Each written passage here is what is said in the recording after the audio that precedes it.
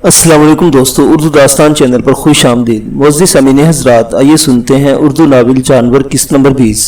मुअज़्ज़िज़ सामीन, आपसे उम्मीद की जाती है कि वीडियो को लाइक करें और चैनल को भी सब्सक्राइब कर दें, शुक्रिया। खतरा? कैसा खतरा? मैंने पूछा। अभी मेरा ज़हन साफ नहीं हुआ था। इसी बर्मी और अंग्रेजी बोलने वाले लड़के का, और किसका खतरा? रशना इस मुतरज्जिम बर्मी नौजवान का जिक्र कर रही थी। क्या हुआ? मैंने धीरे से पूछा। बताऊंगी, तू अभी सो जा। इसने मेरे रुखसार से अपना रुखसार भिड़ा के मुझे बच्चे की तसल्ली देते हुए कहा। इसके पास से महंगे सेंट और विदेशी मिठाइयों की खुशबू आ रही थी। चॉकलेट, कड़वा चॉकलेट। मैंने गुस्से में कंधा झटक कर इसे खुद से परे हटाने की कोशिश की और कहा, रशना, तूने मुझे चॉकलेट खिला के बेहोश कर दिया था। वो हंसी और फिर मेरे करीब सिरक आई। मैंने अपनी मौसना से गद्दारी की है। मैंने सोचा कम से कम मुझे ही ना गिज़र से ऐसी बदसलूकी नहीं करनी चाहिए थी। इसकी हिफाजत से फरार कराया गया मुझे। अब वहाँ हना के साथ बहुत बुरा होगा। मुझे रचना पर और इस बर्मी लोंडे पर लपाड़ी पर बहुत गुस्सा आ रहा था। मैंने गुस्से में ऊपर का लिहाफ कंबल जो भी था हटा दिया। हम खुली जीप में सीटों के दरमियान बंडल बने पड़े थे। अब जो हवा के थपेड़े रोकने वाला कंबल लिहाफ हटा तो यह बस्ता हवा ने मुझे बेहाल कर दिया। मैंने जल्दी से फिर लिहाफ ऊपर ले लिया। रचना, तूने मुझे चॉकलेट खिलाकर क्यों बेहोश किया? मैंने फिर वही सवाल किया था। मेरी आवाज़ खासी बुलंद थी। जो भी जीप चला रहा जिससे मुड़े बगैर चीख कर पूछा, जी भाई साहब, वो क्या हमसे कुछ कहा?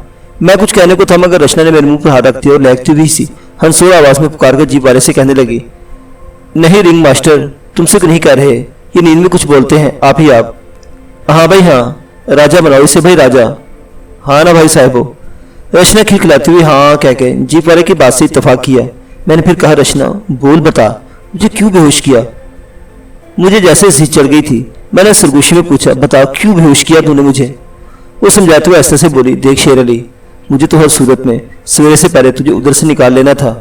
पहले मैंने भाई बंदी में समझा के तेरी मर्जी मालूम की, तुझसे पूछा था ना, पर जिस तरह तूने मेरी बात सुनी और बात सुनकर मुस्कुराने लगा, मैं इस वक्त समझ गई कि शेर अली मुझसे गद्दारी करेगा, नहीं जाएगा मेरे साथ, कोई अड़चन डाल देगा एन वक्त पर। बोल, सच कह रही हूँ ना?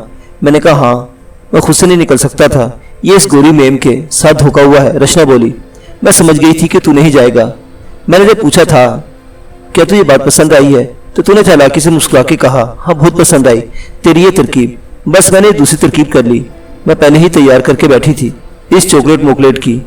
तूने बुरा किया रचना। बुरा नहीं किया, बहुत अच्छा किया शेर अली। खबर है जिस वक्त तू मेम साहब के घर में सो रहा था, उस वक्त घर के बाहर जेल की पुलिस तुझे ले जाने को बैठी होती और कातिल रास्ते में घात लगाए होते। जो भी होना था भुगत लेता। ये तो नहीं होता। कहने लगे, क्या नहीं होता, बोल बता। मैंने कहा, दिल अंदर से मलामत कर रहा है कि इन गोरों ने बड़ी में हुकूमत के कब्जे मुहासरे से कॉलेज की सब लड़कियों को निकाला। बातचीत करके एक उसूल तय कर लिया कि भाई इस आदमी को हमें दे दो, बाकी लोगों को हम कुछ नहीं कहेंगे।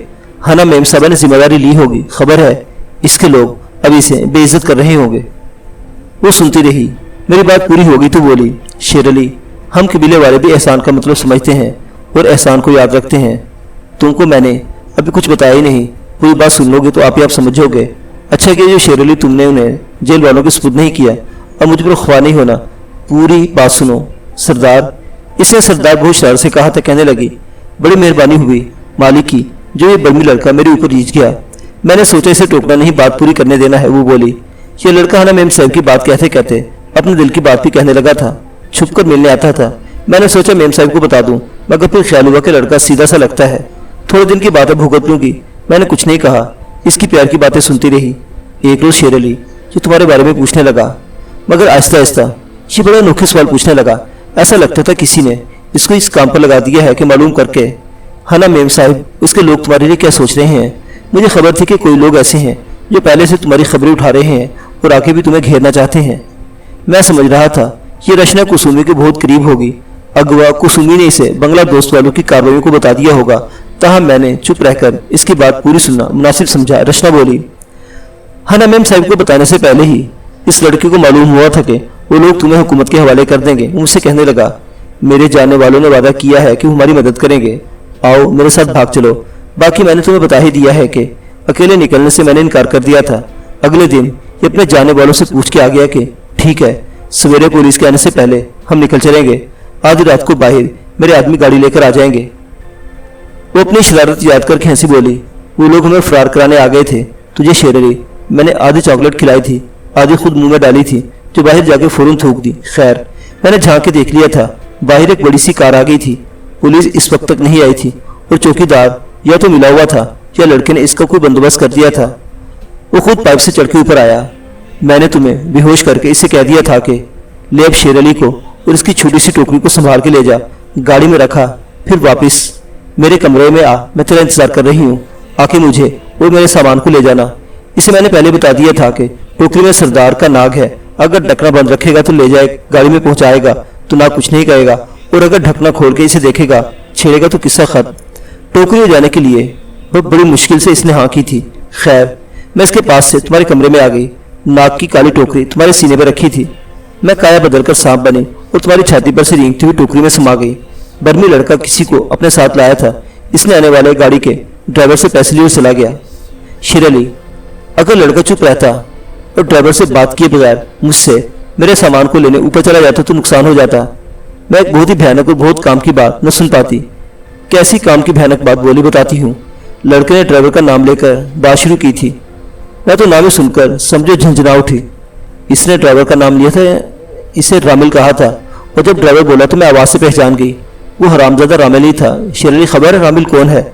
जगमे का बेटा, दुश्मन हमारा। मैंने कहा हूँ खबर है, वो मेरा भी दुश्मन है। रचना आगे सुनाने लगी, बोली बर्मी लड़के ने पता है क्या कहा था? लड़के ने इससे कहा था कि रामल, मुझे और लड़की को पहले तू टैक्सी करा देना, हम दोनों निकल जाएंगे। नहीं इधर एक बार डगाडग शुरू हो गई तो फिर मेरा और लड़की का निकलना आसान नहीं रहेगा। इस पर वो कुत्ता रामिल बोला, अब डज काहे को होगी? तेरी माशूका ने शेर अली को बेहोश हवाले किया है। राम करेगा बेहोश में शेर खान ऊपर सुधार जाएगा। अरे चाकू से गला काट के पत्थर बांध के 10 फीट गहरे पानी में डाल दूंगा सोरे को। ये समझ ले गोली एक भी नहीं चलेगी। इतनी सर्दी में मेरी हथेलियां पसीने से पसीजने लगी। खुदाया, वो जगमे का बेटा रामुल, वो जो काक्सिस बाजार में बाजुला का ड्राइवर बनकर आया था, जिस बदमाश को बड़े मीने रीछ की काय में रहते हुए पंजा मार के जख्मी कर दिया था, वो मेरी तलाश में चलता यहाँ तक आ गया है। अगर रचना वो सब कुछ न करती जो इसने किया तो पुलिस के हाथों लगने से पहले या फौरन मुझे बाद में मार दिया जाता। मैं दिन की रोशनी भी ना देख पाता। मैंने हाथ बढ़ाकर रचना के घने भोमरा बालों में अपनी उंगलियां उलझा दी। रचना, तूने बड़ा काम किया रचना, तू जीती रहे दोस्त। वो इनाम पाने वाले बच्चे की तरह खिलखिला के हंस पड़ी। हंसते हंसते बोली, चलो रे, उम्र स्वारत हो गई। मेरे सरदार को मेरी कोई बात पसंद आई। अच्छा आगे की सुन। आगे जो मैंने किया वो वैसे ही मैं टोकरी में कुंडली मारकर बैठे सोच लिया था। जैसे ही बर्मी लड़का हटा, अपने हिसाब से मुझे ऊपर लाने गया। मैं टोकरी का ढकना अपने सर की टक्कर से उतार के रेंगती हुई गाड़ी से बाहर बल्ब की रोशनी में आ गई। एक बार रोशनी में आके मैंने फन फैला के फुंकार मारी। रामल सुसरे ने सोचा भी ना होगा कि वह अचानक सांप निकल आएगा। पहले तो आंखें फाड़े हुए देखता रहा, फिर किसी लाठी लकड़ी बर्छी की तलाश में इसने दूर आंखें चलाई तो मैं फुंकारती इसकी तरफ चली। वो बुजुर्ग घबरा के दौड़ा, मुड़ मुड़ कर देखता भी जाता था। मैं लहराती इसके पीछे थी। फिर झाड़ी की ओर लेकर मैं सांप से इंसान की काया में आई और दौड़कर कार की ड्राइवर सीट पर जा बैठी। मोहनी के भाई ने मुझे इतनी ड्राइवरी सिखाई दी थी कि चलती गाड़ी पर कब्जा करके शेर अली सरदार को लिए मैं खुली सड़क पर निकली और हवा हो गई। पीछे से इस सूरमा रामल के ओ कौन है रे, रोक, अरे कौन है, पुकारने की आवाजें आती रही, पर मैं बहुत दूर निकल गई थी। और फिर हाईवे पर सर्कस की जीप मिल गई। अकेला आदमी देख के मैंने सोचा ये सही है। मैंने इससे आगे गाड़ी निकाल ली। काफी जाके सड़क के किनारे वाली रोक ली और बोनट खोलकर दो चार तार मुझे नजर आए, इन्हें खींच के एक तरफ डाल दिया। सड़क पर मुंह लटका के खड़ी हो गई, इंतजार करने लगी। जब ये पहुंच गया तो इस जीप वाले को रोक लिया। पहले उसने गाड़ी स्टार्ट करने को कहा, यह भी यूं ही कोशिश करता रहा। फिर आंखें चला के बोला, इसको तुम यही छोड़ दे। मैंने शेर अली तेरा बता दिया कि ये आदमी है मेरा, ज्यादा भी लेता है तो नशे में कई घंटे बड़ा सोता रहता है। हम लोग को बहुत दूर जाना है। पूछने लगा कहाँ? मैंने सड़क पर बहुत ही मीलों आगे किसी शहर का नाम ले दिया। इसने कहा, चलो बैठो, आगे का कोई बंदोबस्त हो जाएगा। अभी तो भाई साहिबो बैठो। तो बस अब 3-4 घंटे से जीप चल रही है। ये किसी सर्कस का रिंग मास्टर है, खुद भी कहीं से बोतल लगा के चला है। आदमी दिल फेंक मगर मजे का है। अब सुबह होने वाली है, इसका नशा टूट रहा है। कह रहा था सवेरे तक सर्कस ग्राउंड में पहुंच जाएंगे, वह तुम लोगों को बड़ी चंगी नाश्ता कराऊंगा भाई साहिबो। फिर वो हंसी और बोली, दोबारा कहता था कि इन भाई साहब को बगैर दूध के तेज काफी पिलाऊंगा। अभी तो ये राजा बने हुए हैं, पहले इनका नशा उतारूंगा, फिर कुछ खाने को दूंगा। समझे भाई साहिबो? रचना ने समझे भाई साहिबो जरा बुलंद आवाज से कहा होगा। वो रिंग मास्टर ने सुन लिया। गाड़ी की रफ्तार धीमी करके वहीं से पुकारने लगा, हाँ भाई साहिबो उठ गए आप के राजा जी? रचना इधर से बोली, हाँ जी उठ गए। रिंग मास्टर ठट्टा मार के हंसा। हम भी यही सोच रहे थे कि पीछे से आप दोनों भाई साहिबों के राजो न्याज की आवाजें आ रही हैं। कोई मौज मेला चल रहा है पीछे। हाँ हाँ हाँ हाँ ना भाई साहबो। अजीब बोंगा आदमी था ये भाई साहिबा। मैंने कोई कड़ी बात कहने के लिए स्टार्ट ही लिया था कि रचना ने मेरे मुंह पर हाथ रख दिया और इससे पूछा कि तुम्हारी सर्कस कितनी दूर है। कहने लगा हमारी सर्कस ग्राउंड तो भाई समझो आ ही गई, पहले हमारा खेमा ही है। इस वक्त इसमें हमारी बेला जी सो रही होंगी, इनको तो हम उठाएंगे नहीं, वो कच्ची नींद से उठ जाए तो सारा दिन गंदी गंदी गालियां बकती हैं, इसलिए आप भाई साहबों के लिए हम खुद ही नाश्ता वाश्ता तैयार कर लेंगे। हाँ भाई साहबो। मैंने चीख कर कहा अच्छा भाई साहबा। रचना हंसने लगी। मैंने पूछा ये बेला जी कौन है? बीवी तुम्हारी? रिंग मास्टर बोला बीवी नहीं, वो रुखेल है हमारी।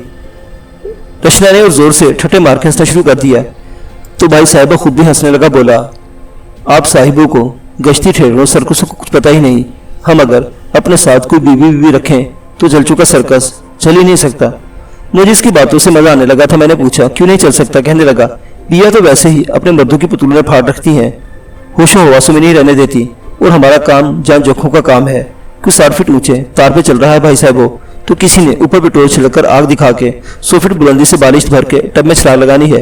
कोई शेर के मुंह में अपनी खोपड़ी दिए बैठा है भाई साहबो, तो किसी ने रीछ के पिछाए में हाथ देकर करतूत दिखाने शुरू किए हैं। अलगर सब सर्कस वाले अपने जान पर खेल की रोजी कमा रहे हैं।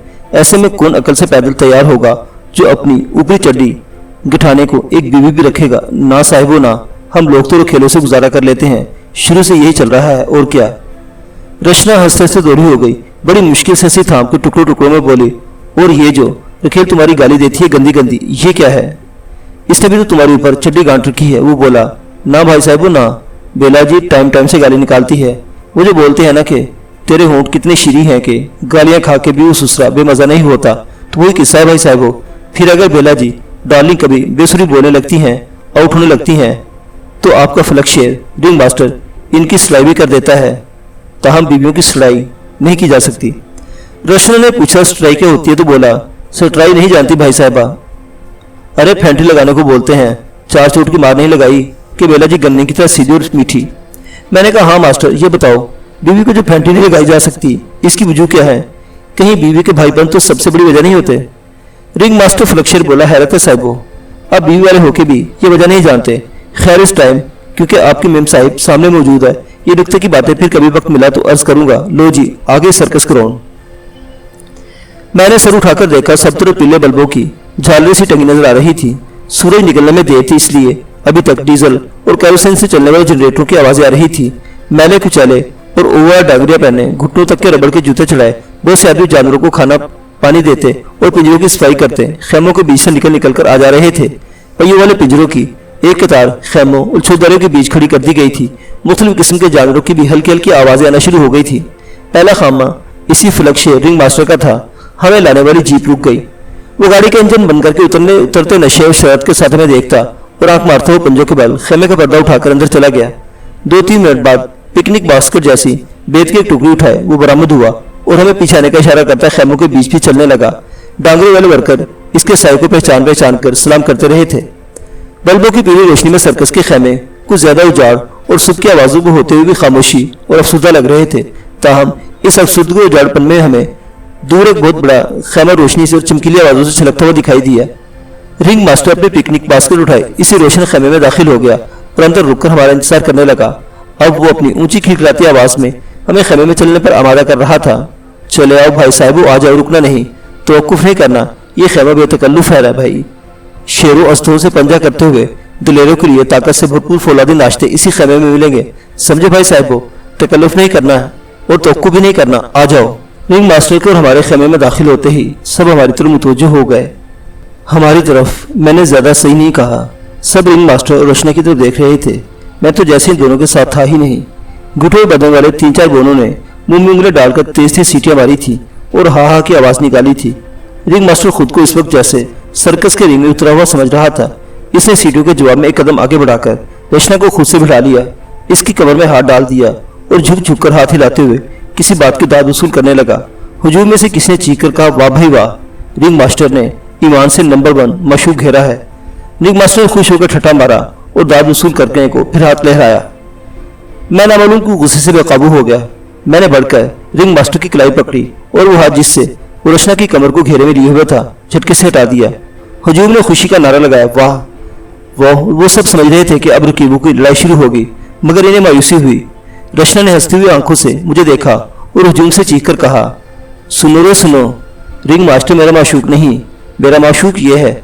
इसने कमर में हाथ डालकर मुझे हुजूम के सामने कर दिया और फिर वो खिलखिलाती हुई आवाज में चीख कर कहने लगी, ये रिंग मास्टर तो मेरी माँ का भाई है, अरे मामू है मेरा, और इस मेरे माशूक का मुमैया सुसर है। कुछ समझते हो मुमैया सुसर क्या होता है? हुजूम ने एक आवाज में होकर कहा, हाँ समझ गए क्या होता है। रचना हंसते हुए बोली, दो तीन आवाजों ने गाकर कहा, माशूक का सुसर होता है, और बाकी सब ताली बजाने लगे।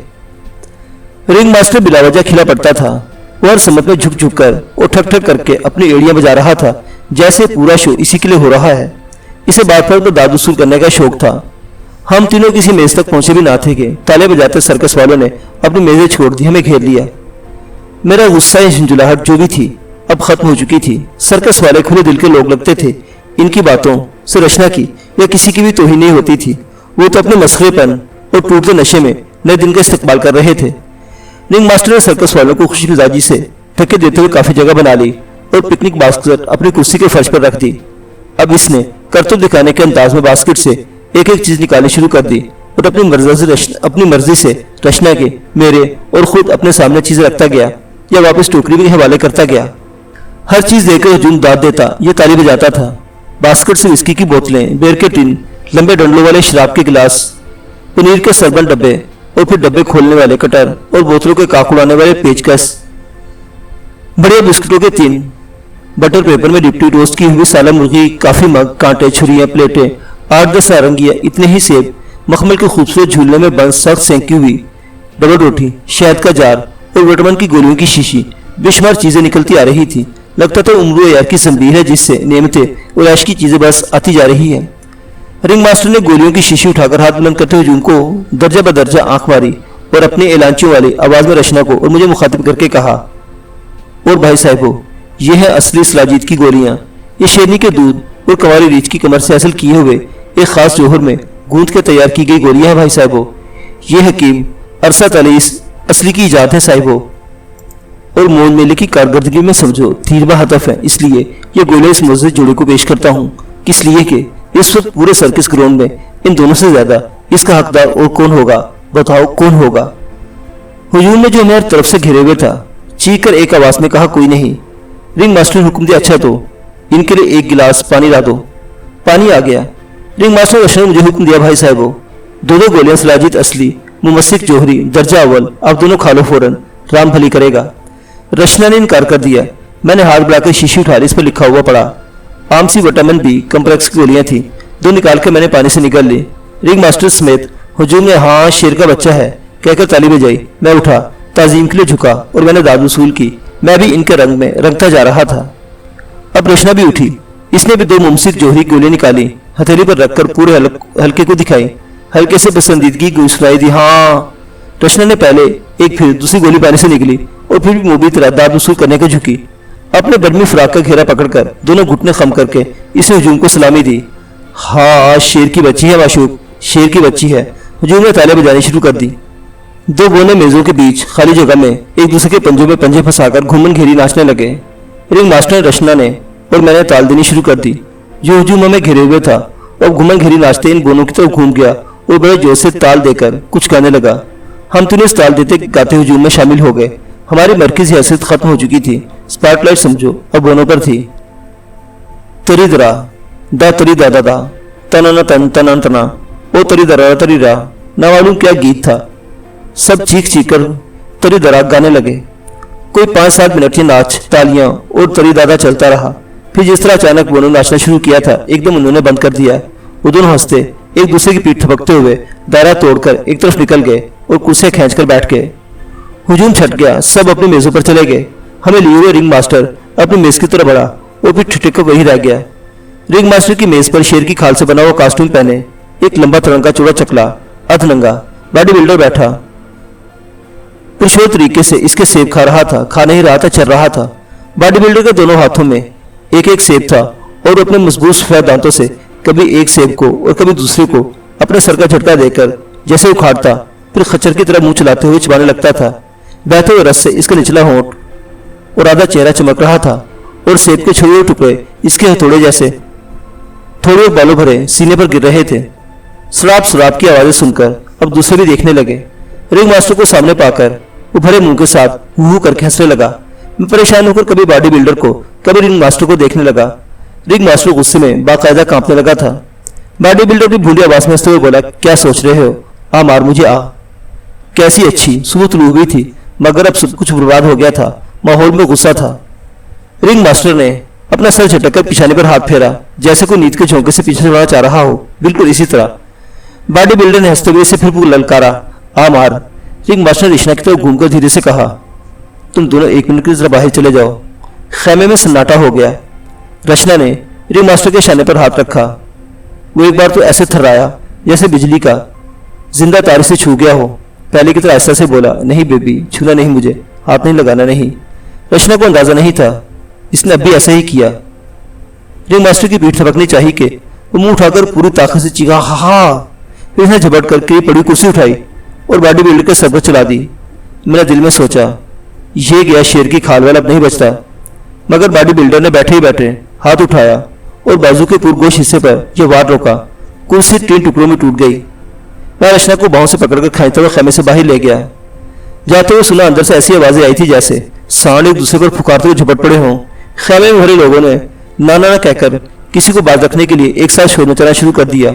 हम दोनों खेमे से निकल 2 कदम ही चले होंगे कि अंदर फटकी सी आवाज, लगता था छोटे बोर का फायर आर्म चलाया गया है। किसी के धम से गिरने की आवाज भी आई थी। मैं वापिस अंदर झपटा। रचना मेरे पीछे थी। रिंग मास्टर अपनी मेज के पास हाथ में पीतल का छोटा सा जेबी पिस्तौल लिए खड़ा था। पिस्तौल की नाक से अभी तक धुआं निकल रहा था। बॉडी बिल्डर की कुर्सी उल्टी पड़ी थी। मेरे बराबर से एक बोना, मार दिया रे मार दिया, आतू बाजार को मार दिया, चिल्लाता हुआ बाहर की तरफ भागा। कोई और इसे रोकता हुआ पीछे भागा, मगर बोना बहुत तेज दौड़ा था। मैंने डूबते दिल के साथ ये खबर सुनी। वैसे हमारी अपनी करनी क्या कम थी, जो अब हमें पनाह देने वाला रिंग मास्टर एक कत्ल कर बैठा था। नहूसत शायद हमारे साथ साथ आ रही थी। मैंने फर्श पर गिरे हुए बॉडी बिल्डर को देखा। वो टूटी कुर्सियों के मलबे में पड़ा अपना बायां शाना सख्ती से दबाए उठने की कोशिश कर रहा था। इसकी उंगलियां खून में भीगती जा रही थी। आतू बाजार, बोनी ने इसका यही नाम लिया था, मरा नहीं था। उठकर बैठने में कामयाब हो गया था और अब तक मुंह चला रहा था। हु करके हंसते हुए इसने मुंह में भरे सेब के टुकड़े और कगरी फर्श पर थूक दी और बोला, पिस्तौल चलाया है हरामी। रिंग मास्टर से मारने को एक और कुर्सी उठाई। इसके देसी पिस्तौल से शायद एक ही फायर हो सकता था।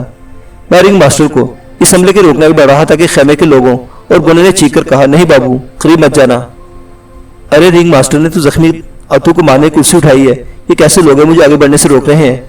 मगर मैंने कनखों से देखा कि एक जत्थे की सूरत में रिंग मास्टर को घेरते जा रहे थे। हर एक ने एक एक कुर्सी उठा रखी थी। कुर्सी की टांगे 4 उंगलियों के पंजे की तरह रिंग मास्टर की तरफ उठी हुई थी। वो घेरा डाल चुके, तब मास्टर को अंदाजा हुआ कि वो घिर गया है। इसने देखा, रमड़ी को उठाई हुई कुर्सी पर फर्श पर रख दी और इस पर बैठ गया। फिर सर झुकाकर अपने जूतों के दरमियान फर्श को घूरने लगा। अब वो एक पुरसकून और फिक्रमंद आदमी था। मैंने सर्कस में कटीले जानवरों को कुर्सी के बढ़ते हुए पंजों से काबू में आते देखा था। ये पहला मौका था कि मेरे सामने एक इंसान, खुद कटेलों का तमाशा दिखाने वाला रिंग मास्टर, कुर्सी से काबू में आ गया था। एक छोटी सी आवाज ने, किसी बच्चे की आवाज ने अचानक सवाल किया, यहाँ क्या हो रहा है? रचना और मैं घूम गए। खेमे के दरवाजे में एक लड़की आ खड़ी हुई थी, 8-9 वर्ष की बच्ची। इसने अपनी छोटी सी दिलचस्प भरी आवाज में पूछा, जानू क्या हुआ था? इसे यह सवाल रिंग मास्टर से किया था। कुछ नहीं डार्लिंग, तुम क्यों आगे जाओ, सो जाओ। रिंग मास्टर ने जिस तरह कहा था, इससे मुझे शक सा हुआ तो मैं देखा, गौर से देखा। वो बच्ची नहीं औरत थी, पूरी औरत। वो बोनी थी। बोनी ने पूछा, जानू ये ऐसे क्यों बैठा है? वो बाजार की तरफ इशारा कर रही थी। क्या हो गया इसको? कैसे चोट लगी? झूठ बोल रही थी, खूब जानती थी क्या हुआ है। इसे खबर करने वाला बोना खेमे के दरवाजे में आ खड़ा हुआ था।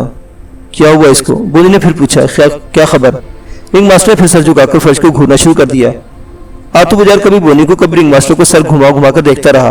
अब जो रिंग मास्टर ने क्या खबर कहकर सर झुकाया तो आतू फर्श पर अचानक उठ खड़ा हुआ और शिकायत के लहजे में बोला, बेला जी, इसने पिस्तौल मारा है हरामी ने। खूब तो रिंग मास्टर की रखेल बेला जी है ये बोनी। आतू की भद्दी आवाज में मास्टर के लिए गाली सुनकर बेला जी की चूड़े चढ़ गई। बाजार की तरफ देखे बगैर इसने मुंह में एक उंगली को इशारे से बुलाया, और सुन इधर आ। हाँ तुझी से कह रही हूँ, ले जा इसे, कंपाउंडर उठ गया होगा, इसकी पट्टी करा देना। मेरे से जो उठकर आया था वो भी बोला था। वो भी बिना तो शिकायत में इस लहजे में बोला, अभी किधर उठा होगा, कंपाउंडर रात पूरी बाटल टिका के गया है। जा साला बास्टर, इधर ही जरा करने लगा हराम का, और जाता है बिछाए। या ठड्डा खाएगा कहाँ। रिंग मास्टर ठीक कहता था। बेला जी कच्ची नींद से उठा दी गई थी। अब ये दिन भर गंदी गंदी गाली बकेगी। गाली खाकर बोना बाजार के पास गया। रात पकड़े से खेमे से बाहर ले चला। लगता था क्रिकेट के बल्ले को इसकी गेंद के साथ खींचते हुए ले जा रही है।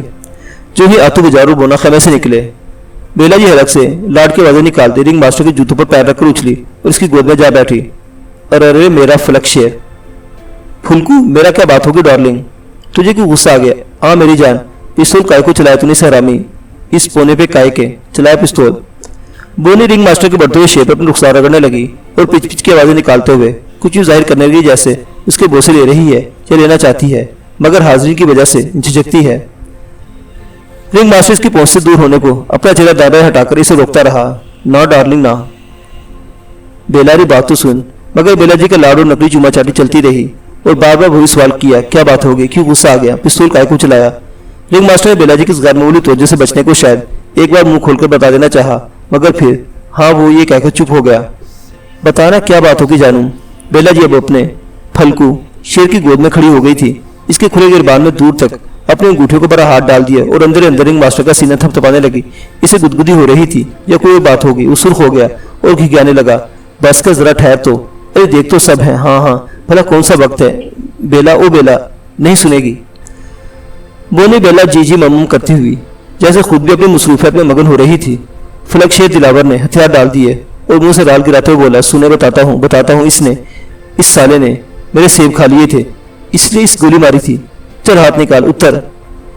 बेला जी बहुत फतेहमंद और मसरूर अपने फलक शेर की गोद से उतर आई। इसने खेमे में मौजूद लोगों और बोनों की तरफ जीती हुई औरत की गुरूर से देखा और हुक्म दिया, फलकू की बास्केट में इसकी सब चीजें वापस रख दो। खेमे में मौजूद लोग हद ये है कि बोने तक बेताल्लुकी या बेजारी बल्कि एक धीमी नफरत से ये सब कुछ देखते रहे थे। उनमें से किसी ने बेला जी की बात पर तवज्जो न दी। मैंने देखा चंद लोग 2-3 बोने तक जमाइयां ले रहे थे। तुम्हारी बहन का ये का वो, सुना नहीं मैंने क्या कहा है। बोनी ने मुंह बिगाड़कर गुफ्तार बकनी शुरू कर दी थी। रचना ने हैरत से मुझे देखा, धीरे से बोली, इस छोटी डिबिया सी औरत में कितना गंद भरा है। मैं कुछ न बोला। भूख लगना शुरू हो गई थी। सुबह तड़के से बल्कि आखिरी पैर के अंधेरे से अब तक दीवानगी के साथ हमने वक्त गुजारा था, फिर सारी रात जागते हुए कटी थी। भूख तो लगना ही थी। बेला जी की गाली गिरफ्तार सुनकर सभी बोने रिंग मास्टर का सामान इसकी बास्केट में भरने लगे थे। बोनी ने अब हमारी तो तवज्जो की। लगता था हम दोनों पर इससे पहले इसकी नजर न पड़ी होगी। इसने एक बार फिर मुझे देखा, मुंह बनाया, फिर रचना को देखकर इसकी आंखें चमकने लगी। झुककर इसने रिंग मास्टर फलक शेर के कान में कुछ कहा। फलक शेर ने बहुत शिद्दत से इनकार में सर हिलाया। वो दबी हुई आवाज में बोला, क्या पागल हो गई है? अरे वो मियाँ बीवी है। बेला जी रिंग मास्टर की कुर्सी के पीछे खड़ी थी। अब वो इसके बराबर आ गई। वो रिंग मास्टर पर झुकी हुई बराबर इससे कुछ कहे जा रही थी। रिंग मास्टर एकदम कुर्सी से खड़ा हुआ। बेला जी गिरते गिरते बजी, खिसी आ गई। इसने डबटकर बहुत गुस्से से मुझे देखा, बोली, ओरे क्या देखता है, कौन है तू, किधर से आया साला परवरट। वो नामालूम क्यों मुझे खिलाफ फितरत होने का ताना दे रही थी। मेरे कुछ कहने से पहले ही रिंग मास्टर ने कहा, मेहमान है मेरा, इससे क्या उमारी कर रही हो, बताया ना, मेरे साथ आए हैं दोनों। बोनी ने फलक शेर की कही हुई बात अनसुनी कर दी। इसी गंदे लहजे में मुझसे पूछने लगी, ओरे ये रंडी कौन है तेरी, क्या तेरी माँ है? मेरे कुछ कहने से पहले रचना आवाज बनाकर हंसी, बोली, अरे ये पागल कैसी भुलकड़ी है, क्या भूल गई? अरे इसकी नहीं, मैं तेरी मियाँ हूँ, नायका हूँ इधर की। 8 आने लेके मैं जी छोड़ती जाती हूँ। पूरे का 8 आना, बोने का 4 आना, होने का आना, याद आया? रिंग मास्टर का मुंह थता हुआ था, लेकिन रचना की बात सुनकर इसने चेहरा उठा के एक जबरदस्त कहका लगाया। फिर पेट पकड़ के हंसने लगा। हंसते हंसते बोला, आज मिली है ये तेरे सुसर की उस्ताद, ए शाबाश है, हा हा हा, ये मिली है। बिराजी कुर्सी के पीछे से गुस्सावर नेवले की तरह खीखी की आवाजें निकालती हुई झपटी और इसने बेयक वक्त रचना की तरफ किक चलाया और मेरे पेट में घोंसा मारा। रचना इसके लिए तैयार थी। इसने अपनी तरफ आते बेला के किक को हथेली बढ़ाकर जरा ऊपर उठा दिया। बोनी का तवाजुन बिगड़ गया, वो गिर गई। मेरी तरफ चलाया हुआ इसका घोंसा ओछा पड़ा, जरा सा नीचे मारे तकलीफ के मैं दोहरा हो गया। बेला जी बोनी फर्श पर पड़ी हुई खुदा मालूम मुझे क्यों तरह तरह की गालियां निकाल रही थी। तेरी माँ को बहन के, या कामा, हरामी साले, बिंगलोरी, आइसक्रीम, गंगलू की औलाद, साला दल्ला खिदर का। रिंग मास्टर फलक शेर ने हंसी से बेहाल होते होते झुककर फर्श पर पेजताब खाती बोनी को कमर के गिर्द बाजू डाल के छोटे बंडल की तरह उठाया और इसे बगल में मार खेमे से निकल गया। वो बुरी तरह हाथ पैर चला रही थी। 3 बोनों ने रिंग मास्टर की पिकनिक बास्केट उठाई और मुशक्कत की आवाजें निकालते हुए वो भी पीछे चल पड़े। दूर से बोनी बेला जी की चीखती चिल्लाती आवाजें आ रही थी। इन दोनों सालों की बहन का, ये का वो का, वल्ला साला दल्ला, फिश टोला और वो साली रांड। रचना ने थकी हुई बेजार खुश मिजाजी से हाथ लहरा के कहा, गई सुसरी जान छुटी, मगर वो तो खाने की सब चीजें ले गए, अब क्या होगा। रचना ने नाइल्मी से अपने कंधे उचकाए। मेरे पीछे से एक संजीदा आवाज आई, आओ मेरे साथ, हम तुम्हें नाश्ता कराते हैं। मुअज़्ज़िज़ सामीन हज़रात, सुबह सरहद के पठान शेर खान की ये दास्तान अभी जारी है। बकिया वाक़ियात अगली किस्त में देखते रहिए। उर्दू दास्तान। अल्लाह हाफिज़।